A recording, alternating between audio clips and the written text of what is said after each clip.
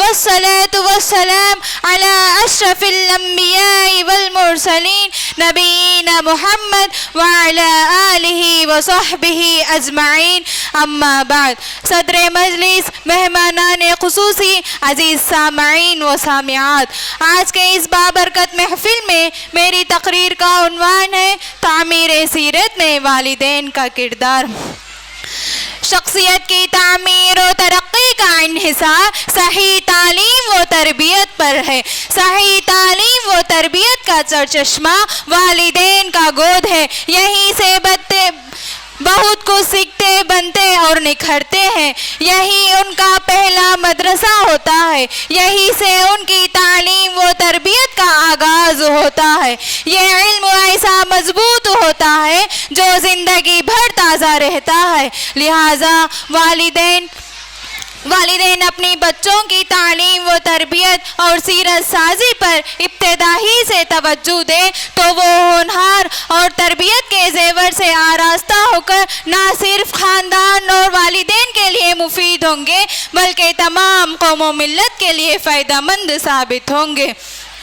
عزیز سامعین و سامعات، اسی طرح قرآن مجید میں حضرت ابراہیم، حضرت ہاجرہ اور حضرت اسماعیل علیہ السلام کی زندگیوں کے واقعات بڑی تفصیل سے بیان کیے گئے ہیں۔ اس کے مطالعے سے یہ معلوم ہوتا ہے کہ حضرت ابراہیم اور حضرت ہاجرہ نے اپنے نونہال اور بڑھاپے کے سہارے حضرت اسماعیل علیہ السلام کی اس انداز پر تربیت کی کہ وہ رضائے الہی کی خاطر اپنے آپ کو قربان کرنے کے لیے صالح باپ کی فرمائش پر نہ صرف تیار ہو گئے بلکہ فرمایا، یا ابت افعل ما تؤمر، اے ابا جان جو آپ کو حکم ملا ہے آپ اسے بجا لائیں، ستجدونی انشاءاللہ من الصابرین، انشاءاللہ آپ مجھے صبر کرنے والوں میں سے پائیں گے۔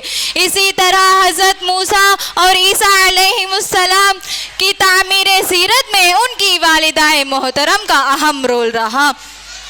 خود نبی کریم صلی اللہ علیہ وسلم نے اپنے بچوں کی تعلیم و تربیت اور سیرت سازی پر بڑا زور دیا، ہمیشہ ان میں روحانیت اور اسلامی آداب پیدا کرنے کی کوشش کی۔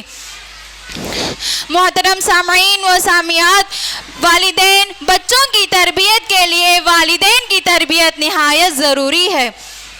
اس وقت مسلم معاشرے کا المیہ یہ بھی ہے کہ خود والدین کو یہ نہیں معلوم بچوں کی تعلیم و تربیت ان کی سب سے بڑی ذمہ داری ہے۔ یہ ذمہ داری کس طرح ادا کی جائے، بچوں کو تعلیم و تربیت کیسے دی جائے، اس کے لیے کن باتوں کو ملحوظ رکھا جائے، اس طرح کی بنیادی باتوں سے وہ خود ناآشنا ہے۔ مثال کے طور پر والد اگر تمباکو نوشی کا عادی ہے تو یہ غلط حرکت وہ بچوں کے سامنے بھی کرتا ہے۔ حد تو یہ ہے کہ وہ بچوں کے ذریعے تمباکو نوشی کا سامان منگواتا ہے۔ بچے کا ذہن اس قسم کے واقعات سے کیا اثر لے گا، وہ خود تمباکو نوشی سے کیسے دور رہے گا، یہ قابل غور کی بات ہے۔